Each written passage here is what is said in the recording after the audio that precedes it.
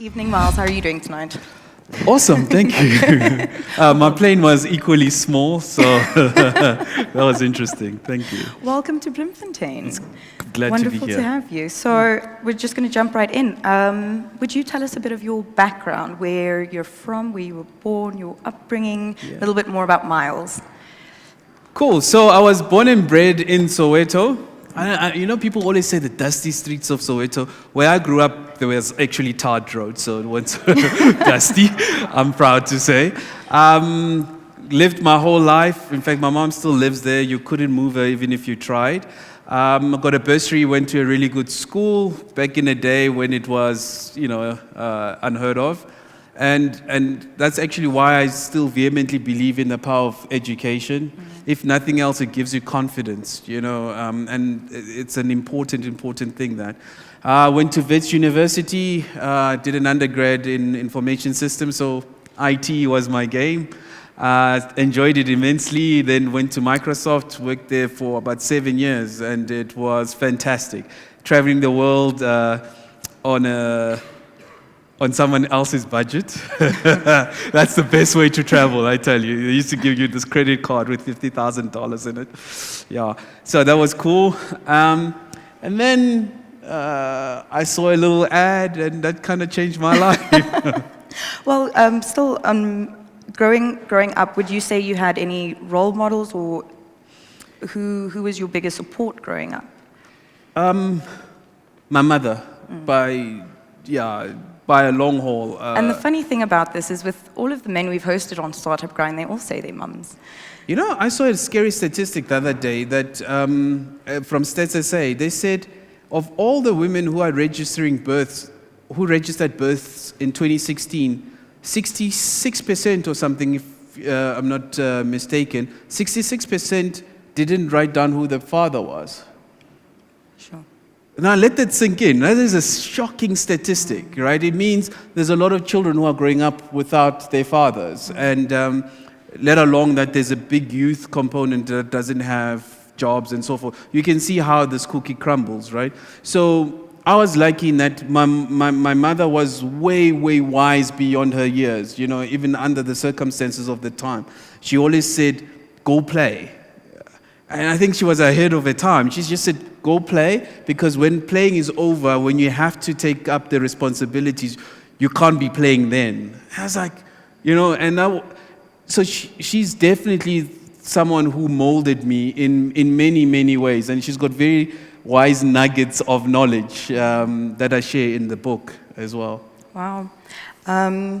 So then you went to school, studied at Wits, did IT, worked at Microsoft. How did you take the leap? Can I just tell you a quick story how I got to Microsoft first, right? I mean, we're amongst friends here. So Eskom, the power utility, was paying my bursary for my undergrad, right? And they dutifully did that, and I was glad and I was very appreciative. Then I went to work for them, and I couldn't do it, man.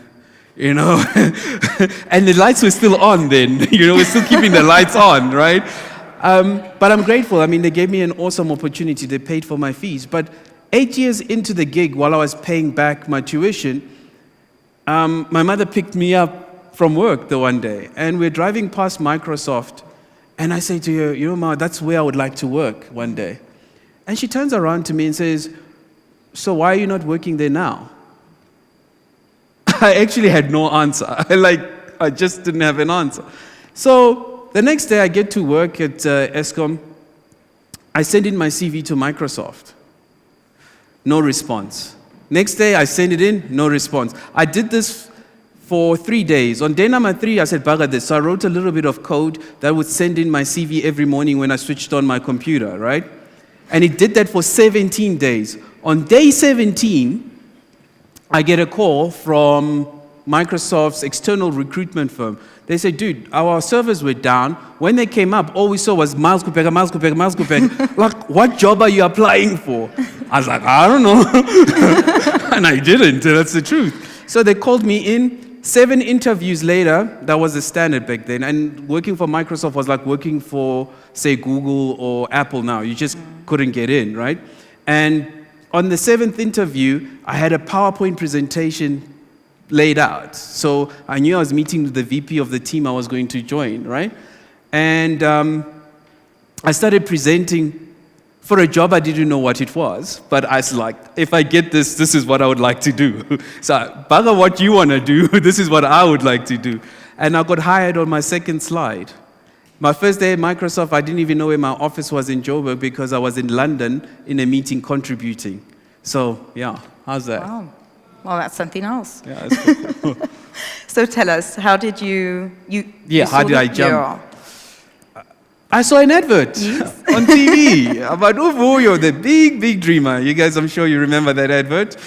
It was about this character, Vuyo, who starts off selling boerewors rolls on the side of the street, and then he grows this into a multi-billion rand empire, and it, he even goes to space like Mark Shuttleworth. And I thought, that is such a positive, cool advert. And now I actually wondered if it was based on a true story, because it was so well shot. You would believe. And how many of you here thought it was based on a true story? See? Quite a lot of you. So did I. But I Googled, only to find out there was no Vuyo. It was totally a fictitious character. And I thought to myself, and having had the experience of working for a corporate like Microsoft, I realized the importance of a great brand. And you could work your entire life and never create a great brand. And here it was. And I think SAB had spent serious millions in creating this campaign, and no one owned it. So I trademarked it, and I became Vuyo. And in fact, even my mom now calls me Vuyo, so it's quite sad. But what thought process did you go? What gave you the push to say, okay, I'm going to pack up spending big corporate money and take it out on my own? The interesting thing about that question is that a lot of people, including people in this room, have great ideas, right? Mine was rather ridiculous. I was about to see an advert and create that into a business. It doesn't get any more out there. And like I was saying, that everybody has great ideas, but often people don't act on them. And that's probably one of the saddest things in my mind, particularly living in a country where we should be coming up with ideas, funding them, creating businesses, and ultimately creating jobs. But you need to start with an idea. You can't start with jobs. You start with something that people need, create it, and that invariably will lead to jobs. So what made me jump was, again, funny, it was my mother. She said to me, for as long as I could remember, she said to me, don't be an also-ran in life. If there's 5,000 people who go and run a marathon, 4,999 of them are also-rans, so they also ran the race. She said, go out and change the world, count for something. And I remember thinking, lay off me, woman, I'm only 3 years old. But I guess it was that sense of purpose that ultimately propelled me to act on it. Because I think there's a lot of people who saw the same advert and come to my restaurant and say, they wanted to do exactly the same thing. And the only difference between myself and them is, guess what? I just did it, right? And that's the only difference. So I guess, and another reason why people end up not doing or acting is fear. It's a funny thing that. It's like, it literally cripples and paralyzes people. I've seen it time and time again, and it's such a short line to jump to getting to the start, but people will overthink it and actually end up talking themselves out of starting. It's mind-boggling. But fear is a serious, in fact, apparently your brain is wired in a way that if it doesn't understand something or sees it as risky, it automatically tries and protects you. So it's logical that your body will try and do that. So it's the ability to jump over that. And so you took the decision, you took the leap, and you became an entrepreneur. How was it starting out? I wanted to use it was tough. But interestingly,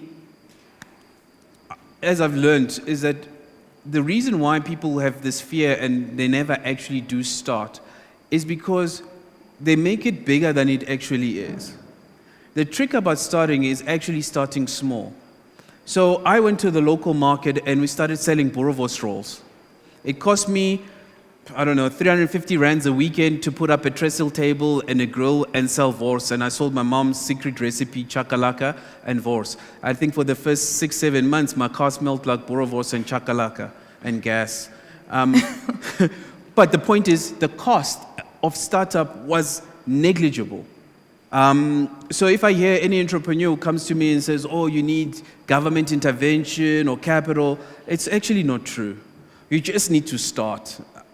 I don't know how else to put that. You literally just have to say, today is the day, and start. And once you start, it just becomes easier and easier because now you're not thinking anymore. You are in the act of starting, and then things move. And the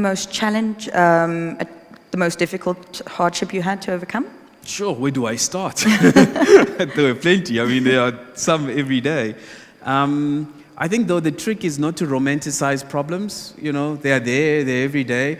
What I found is that it's very easy just to think, oh my goodness, this is so big, how am I going to survive? And then you hype yourself into a frenzy. Whereas if you remove the emotion and the romance of the problem, and you just say, okay, what do I do now?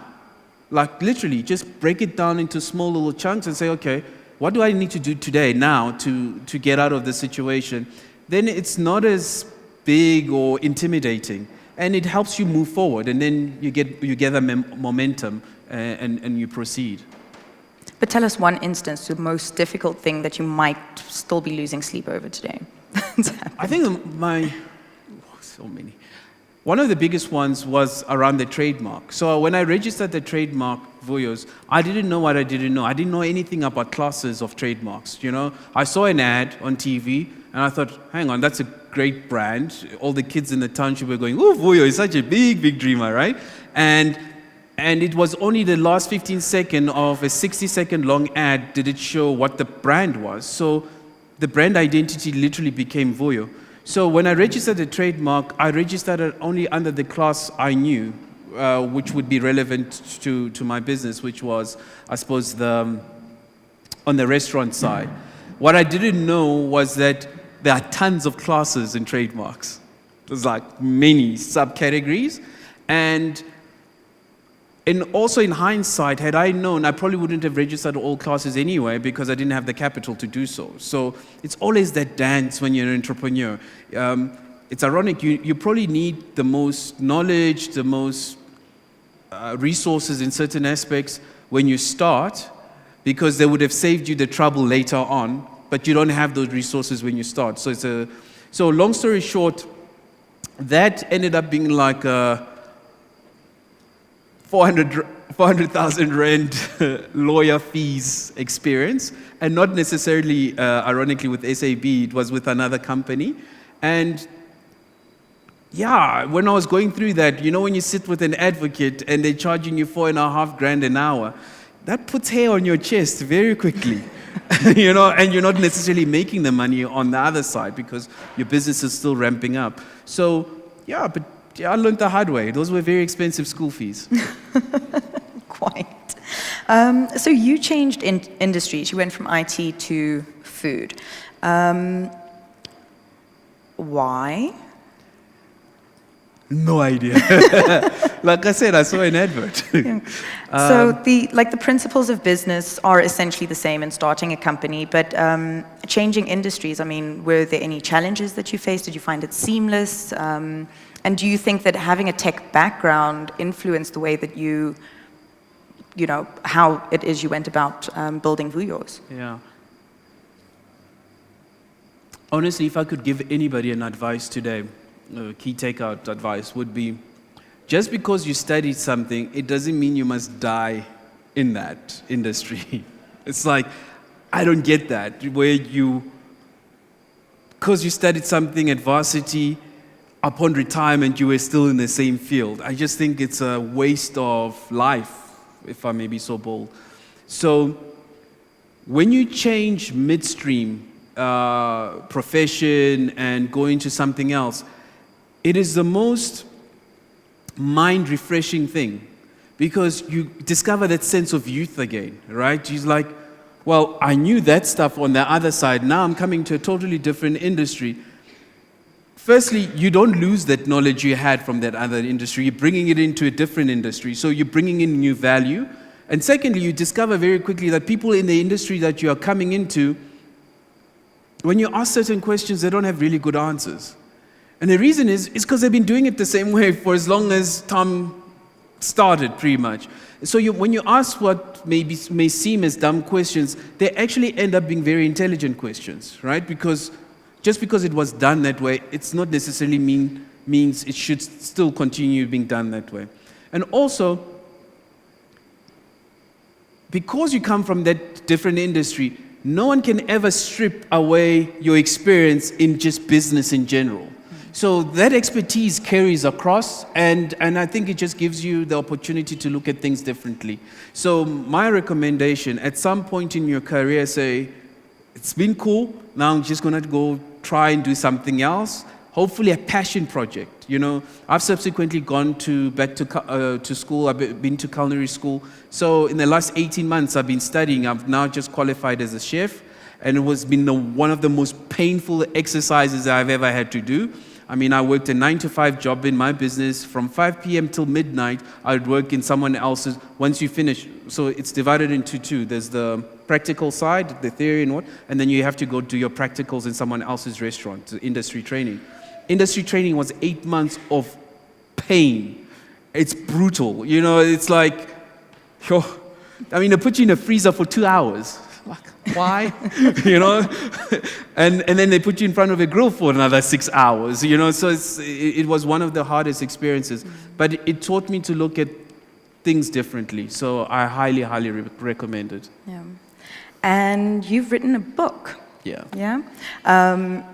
There's some stuff in there. We'll be selling the books later. Please do. It's a really, really good book to read. And you're so real in the way that you tell your story and the advice that you give.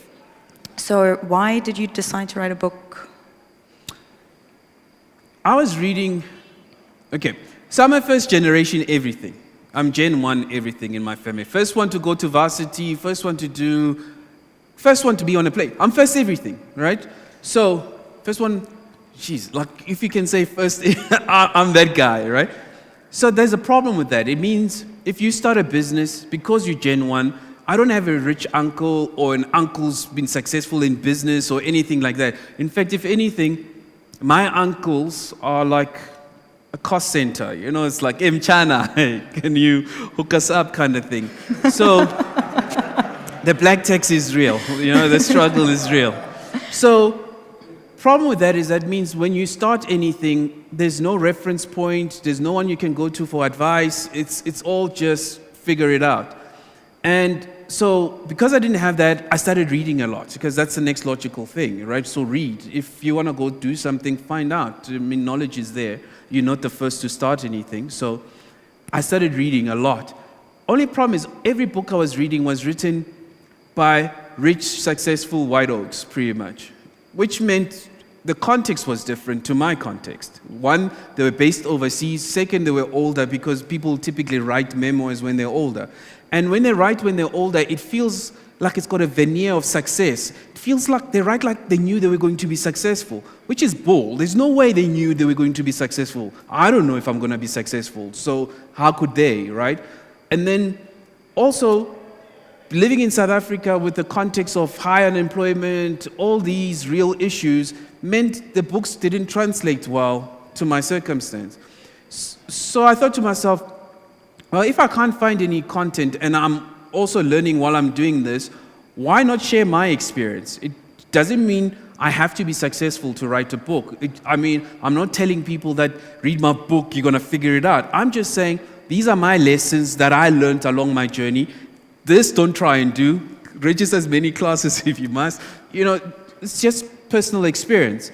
And that's literally why I wrote it, so that a Sipho or a Temba or Tumelo or wherever doesn't necessarily have to go through and make the same mistakes I did when I started. And one of those mistakes, you asked earlier, I think a more pertinent one.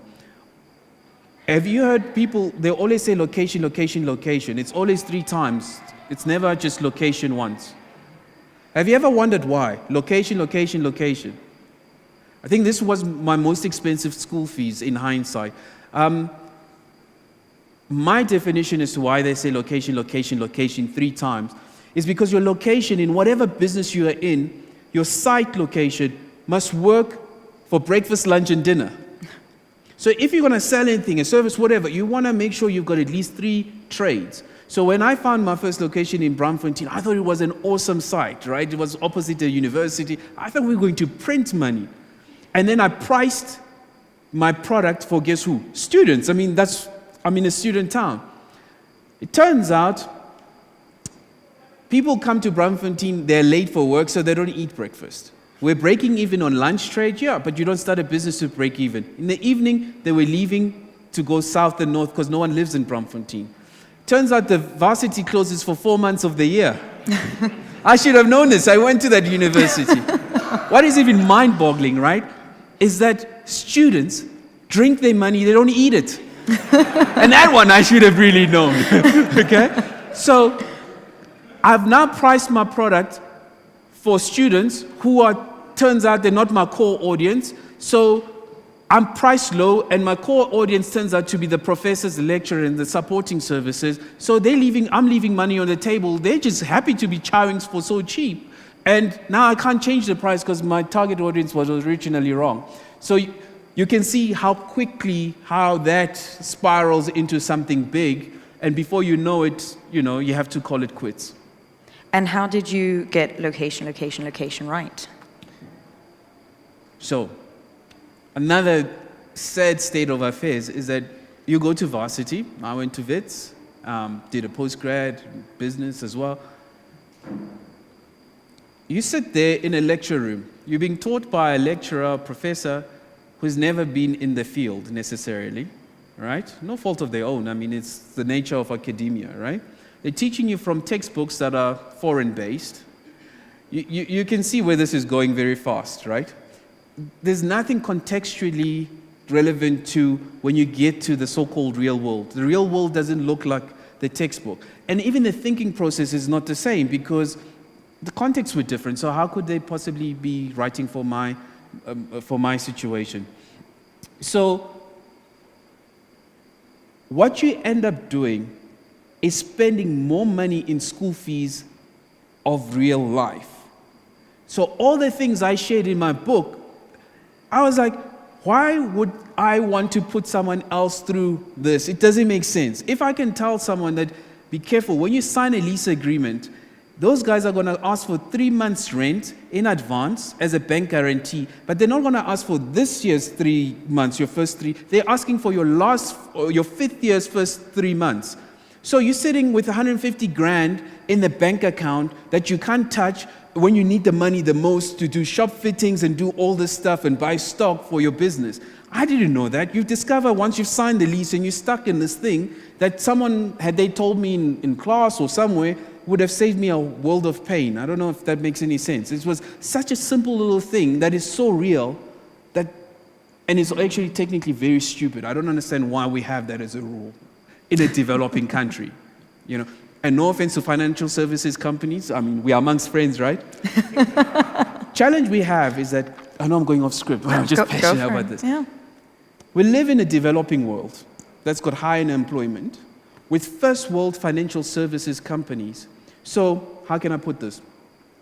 So, we live in a country where we should be wealth creating, but the financial services systems are wealth preserving.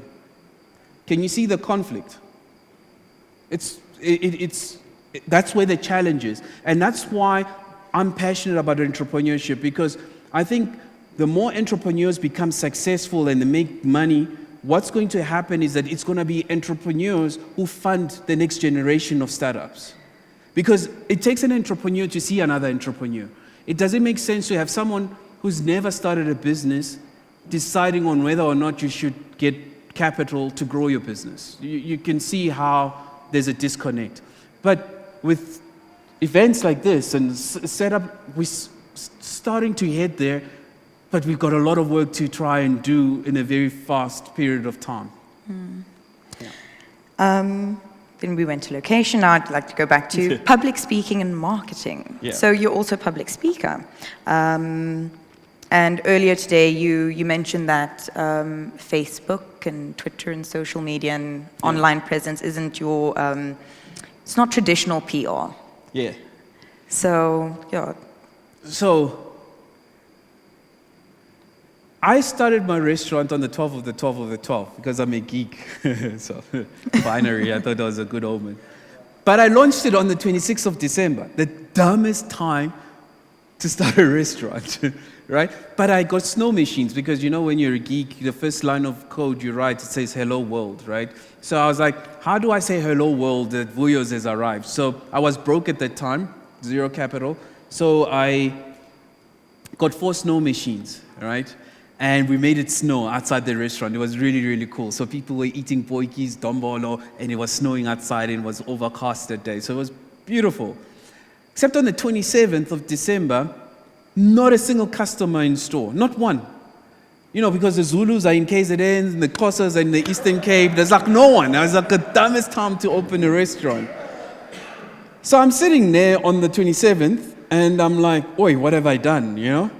And my tables are lily white like corporate South Africa, and I'm thinking, oi, I really stepped in it this time, yeah? So I decided to call the Sunday Times, and I say, listen, would you be interested in hearing about how we made it snow in the middle of an African summer? The guy wasn't really interested, the journalist. So he hung up. I decided to write the whole article for him. I wrote the whole thing. I put his byline, I put the picture, I PDF'd, I emailed it to him. He called me about 20 minutes later with a smirk in his voice. He asked me 1 or 2 questions, and at this point I'm thinking maybe we'll make it to page 198 in the Sunday Times. You know, it's a thin one in December. It's like this thin. And on that Sunday, I get woken up by Robbie Brosen, the founder of Nando's. He sends me a message and saying, dude, you're on the front page of the Sunday Times. So in the 4th day of our stores opening, we were in the front page of the Sunday Times. And I learned 2 important lessons there. One, the journalist did do some investigative journalism. It was a little bullet point at the end of the story. The rest was me. but he did the most important part. He called SAB and said, hey guys, there's this guy who's taking your brand and he's doing this, and what do you guys think about that, right? And they said, well, if he's got the kahunas to do it, good luck to him. That's kind of what they said. And that was the first time I found out what SAB had thought of what I had done, because I had never bothered to ask them, to be honest with you. And so the lesson I learned there was that in life, it is often better to ask for forgiveness than it is to ask for permission. Because I can tell you, had I asked SAB for permission, they would have probably said no. And then the second thing I learned from that whole exercise was that journalists, no offense, are often lazy, and negative stories land on their lap. So they don't have to go look for the bad stories, it just rocks up. So by me writing a positive story and landing on his lap, I short-circuited that system. And automatically, now all the other journalists picked up that story, and all of a sudden you're in a media cycle, and you're getting this immense amount of PR for nothing. Absolutely nothing. And this is not a trade secret. You can do this tomorrow with your business, right? It just takes a little bit of initiative to actually do it.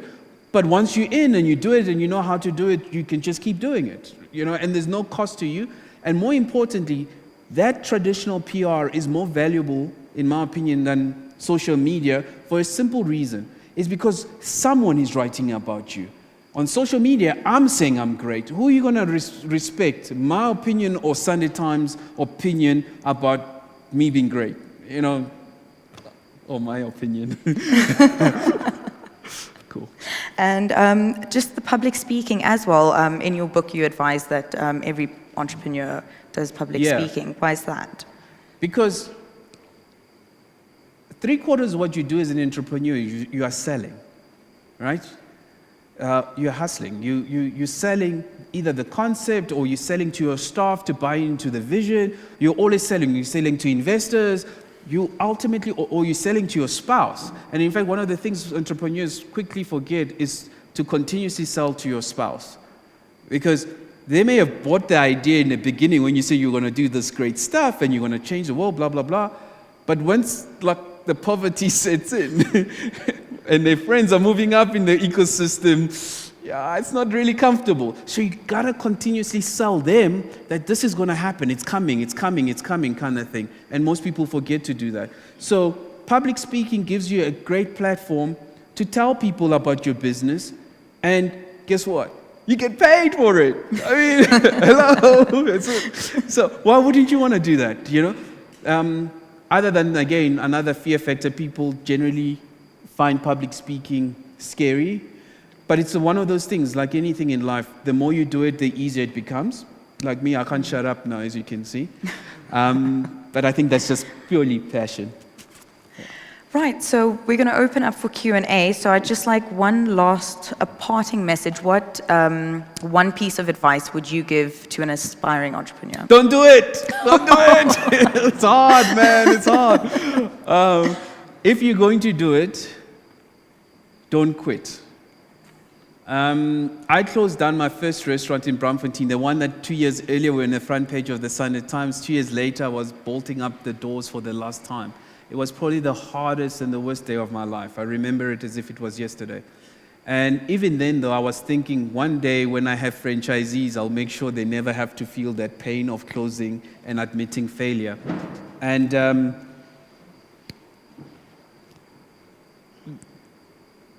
9 months later, I was opening another restaurant.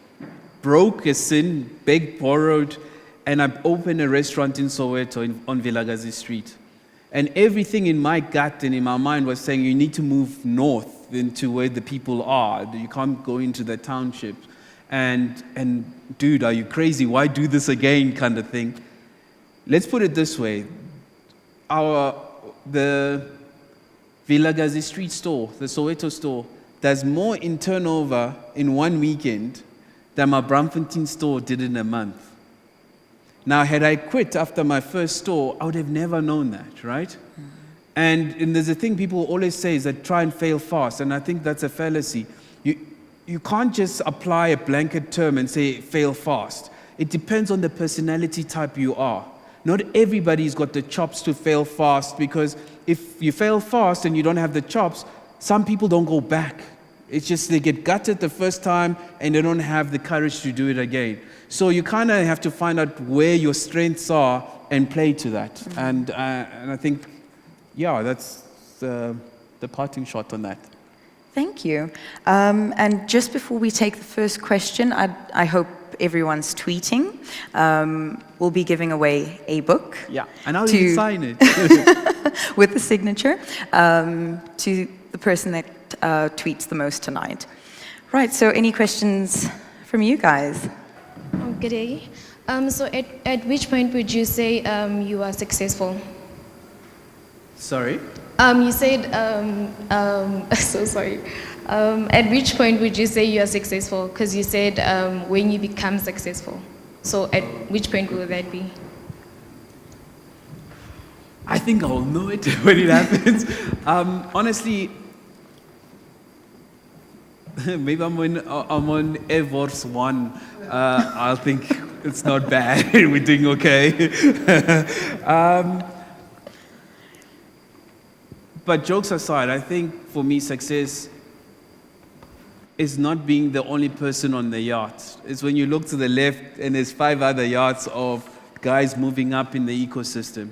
And genuinely, the day I have my own capital that I can invest into other entrepreneurs, because being on the ground and seeing talent, I see talent, like I see it. If I had the money, there's guys I would invest on tomorrow without a shadow of a doubt. I mean, I went to Israel and they've branded themselves as a startup nation. They invest on ideas, on paper. They will put $1 million on an idea.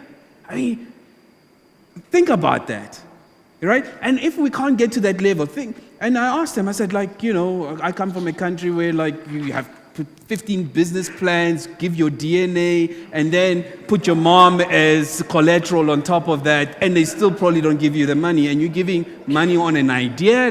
What are you guys smoking? I mean, this desert air must start to be working on your heads. And they said, Miles, it's very simple. Very, very simple. We invest in 10. If one hits it out of the park, sells to Facebook or becomes the next Facebook, we've made a 20, 30 billion dollars. What's $1 million? Just saying. That's how I know I'll be successful, when I can be able to influence other entrepreneurs and make their journey a little bit better. Yeah. Miles, I love your story, man. Yeah.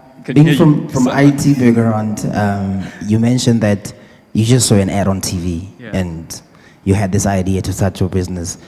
People often mention the word passion to start business, or things that they invest into. There's no way where you mentioning that word.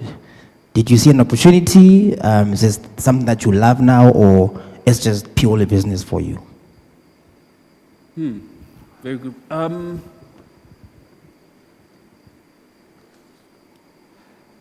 I think passion is not necessarily about what you do. It's sometimes about what the end goal is. Because it's so tough being an entrepreneur. And Linda said it's not just tough, it's bloody lonely, right? So you're going through this journey, you don't know if you're going to be successful, you're doing it alone.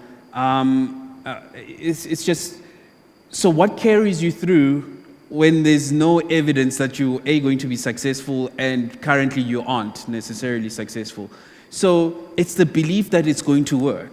So the passion in knowing that I'm going to make a mark by hook or crook. My tombstone is going to say, Google me, bitches, as opposed to born and died, right? So, and I think that level of passion beyond intrinsically what I do is what fundamentally makes me wake up every morning and do what needs to be done. Yeah. Have we got? There's one there. Yeah. Hello, sir. Tsepo here. I have actually twofold questions. The first question is, I'm a very obsessive worker. Now, I heard your story, and it's very inspirational. The fact that you knew when to stop the first business and when to get back in again. We as young people get tied up with, I don't want to be known as a quitter. So the first question is, when did you know and say, nah, this is not worth it? Because I've realized something. I have a startup right now that I'm working on. It's a driving school. Normally, there's a specific period, around about a 2-week period, where I need to pump in money out of my own pocket, where I literally feel like, peanut butter and jam sandwiches is really just something. And then it kicks back a bit later. When do you know that it's just a cash flow problem to start up, and when it's not worth it? Go back, go re-strategize, and maybe 9 months, 10 months, or 2 years later, start up again. Okay. And yeah. Yeah.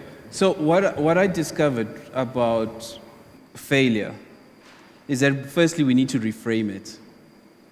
This whole vibe about failure that, particularly if you're a black entrepreneur, I always feel like my community is waiting for me to fail. It's the weirdest thing. I just always feel this added pressure, even when I closed the doors for the last time, I just like, give me a hole so I can hide and never come back out of this. Like, it feels like people are saying, yeah, who did you think you were? You know what I mean? And yet, I don't get that, because if I succeed, that means I pay more black tax, right? Like, I take this one to school and that one to school. So surely you want me to succeed.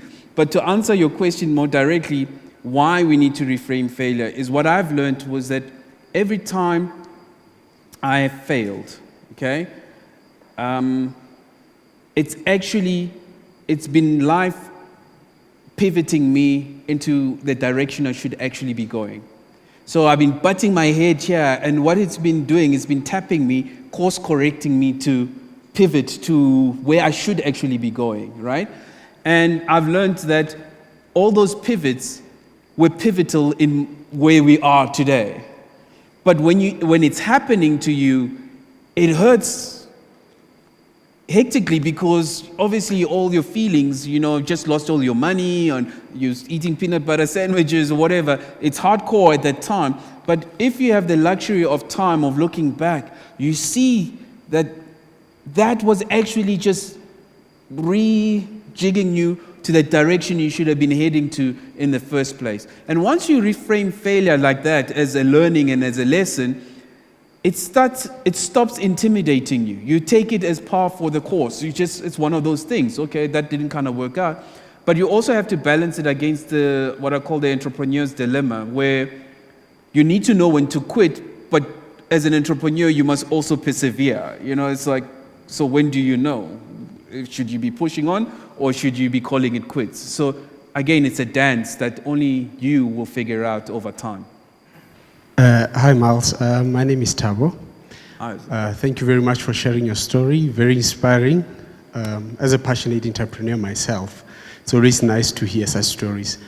Okay, I've got 2 questions for you. Because I must say that you ignite deep thinking from listening to you. Now, my first question would be, can you share with us maybe your belief system? Because remember, they always say that, or the wise man said, and which is true, and it's scientifically true as well, that your actions will always follow your belief system.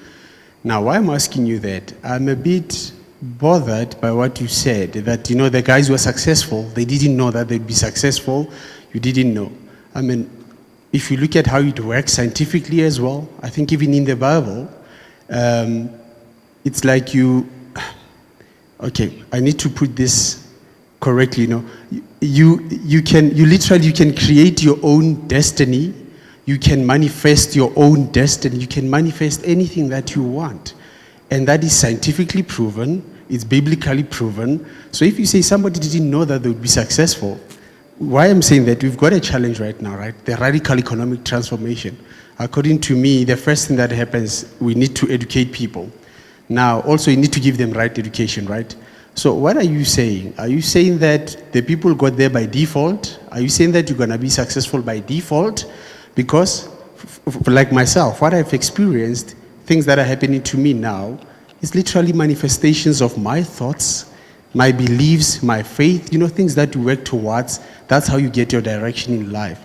So I'm not sure what you meant there. I just want to, that bothered me a bit. Can you please maybe expand more on that one? So I did a talk this morning to the students, and I looked into the crowd, and what was clear to me is that in the context of the country we live in, we need to start thinking literally way, way out of the box. We need to be starting to look at solutions that are not the same stuff that everybody's been doing, because it's clearly not working, right?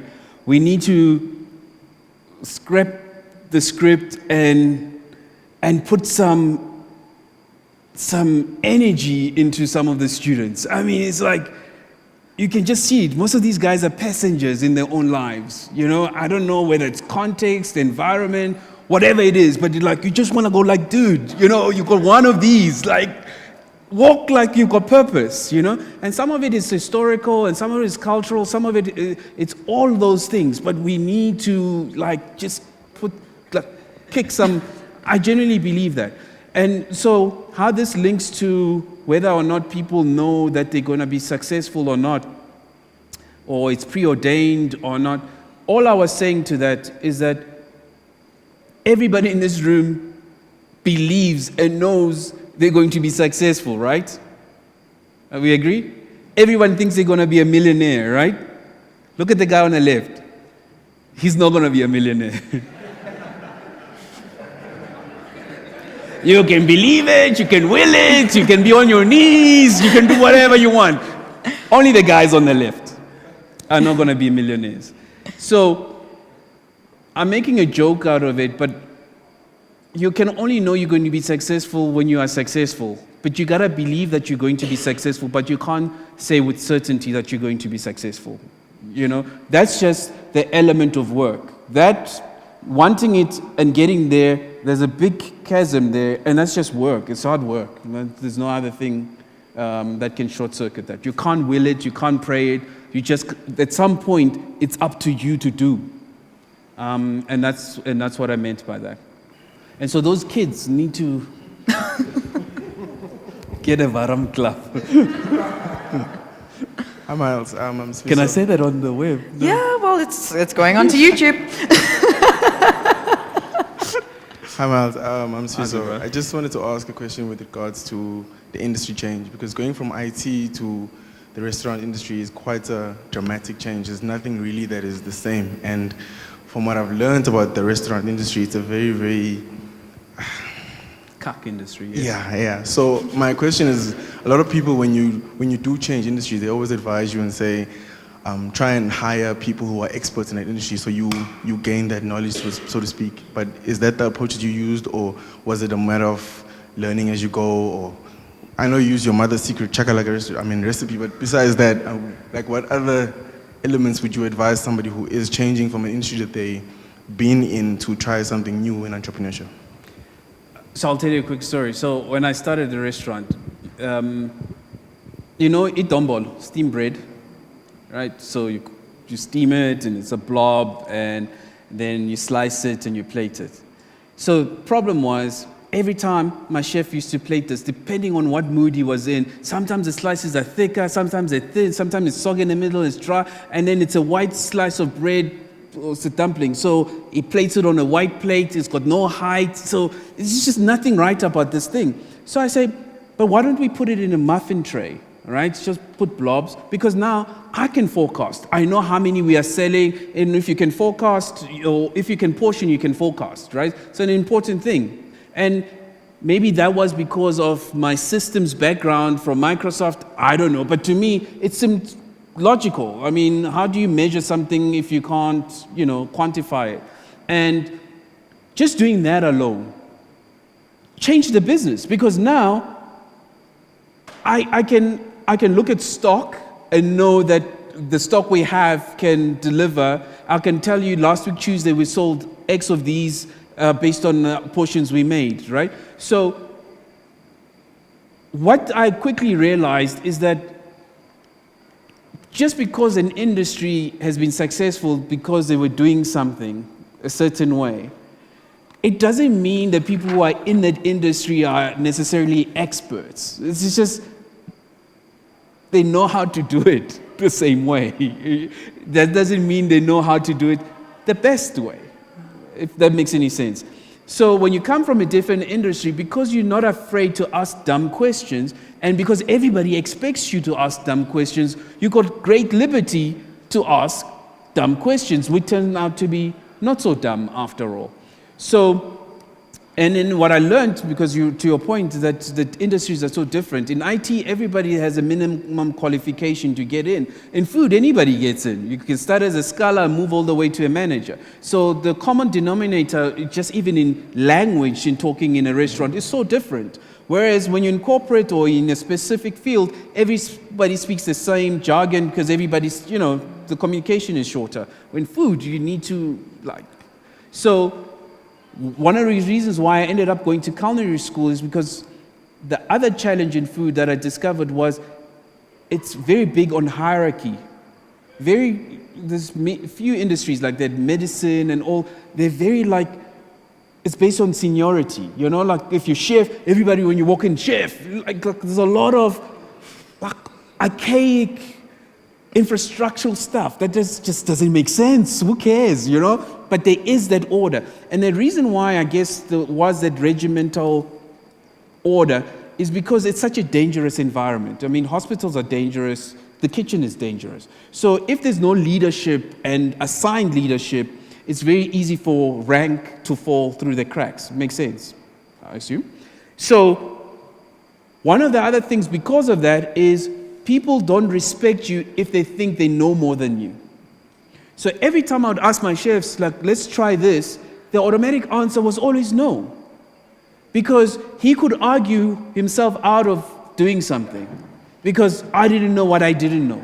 So the automatic answer is no, because yes would mean he has to do more work, right? And nobody wants to do that, it would seem. So now he can't tell me anything. I was like, dude, come on, really? I mean, So yeah, so it's important that even if you come from a different industry, humble yourself to learn the new industry at least. Thank you. So just to leave some time for networking. Yeah, because I can go. We don't want to. So we'll have another hour of networking, and you're welcome to purchase some books and have them signed from Miles and the team. I'd just like to thank you all so much for coming out tonight. Miles, thank you for joining us here in Bloemfontein. And none of this would be possible without our sponsors and local partners. So I'd like to give a very, very big thank you to CUTIS, which is the CUT Innovation Services. They, Startup Grind ended off their 2-day workshop on SME development through IP. It's been spectacular. People have learned a lot. And as you've identified the individuals in the room today, if IP is something you want to talk about, they're here. Please have a chat with them. Also, very, very big thank you to Standard Bank Incubator for coming down from Johannesburg. Linda, thank you so much to you and your team, Brandon. Nationally, Standard Bank has backed Startup Grind in South Africa, and it means a hell of a lot. Thank you. Payfast, unfortunately, we haven't got any representatives, but if you've got any questions, please send us a mail if you're looking for online transactions for your business, and we'll link you up to a representative in Cape Town, and also to Microsoft, and Connect Me, also from Cape Town. Thank you very much to them. Our local partners, Kubheka, have come on board to do our social and digital marketing. Peter and the other 2 members aren't here. Thank you very, very much. Quibus from Sonique Productions, all the lighting, the flawless sound, the music, the team. You guys have done a stellar job. Thank you very, very much. Tony Peng from Envy and his brother Michael Peng from Blanc Designer Goods have been with Startup Grind since our very, very first event. Our first event was held at Tony's office, lab, the ZAR lab, and yeah, they've been with us every step of the way. Thank you so, so much. Meraki Photography, Karine has unfortunately left, but also from day one, Luri Shorts, Zita, thank you so very much. Also, day one. And these are people we reached out to just say, hey guys, we need to get this off the ground, and we want it to be kick-ass events. And they've been with us every step of the way. Rudy Nienaber, who's the main coif in Bloemfontein, does our hair. Arista Guest House, where we have many, many serious war room sessions about how we're going to pull off every event each month, and amazing coffee. Stellar Brewery for the welcome drinks and the beer that's still available to drink for the next hour or so. Urban Brew, coffee, new partner of ours, welcome Steve-O. 59 Plenty, they provided the food. Our Startup Grind volunteers, who are people who attend our events every month. Naledi, Shakes, thank you so much for coming out. These are people that at the drop of the hat will help us out anytime. And to all of our followers and our audience, thank you so much. It's a big team and it's a lot of thank yous, but you all make it possible and we really appreciate it. Thank you. Good night. Sorry, can I just quickly also say thank you to you guys. I mean, you've been amazing, Marsha as well, and Startup Grind. Thank you for bringing me out here. It's been an awesome experience, totally. Talking to the young guys earlier, it's been a full day, and I appreciate that, and it was very, very professional. Also to Standard Bank, because actually, quick story, they've been working with us in Soweto to put up a parking lot, and it's really working. It's going to benefit the community. So again, thank you for your support, guys. And most importantly, thank you guys for coming. Much appreciated. Thank you so much.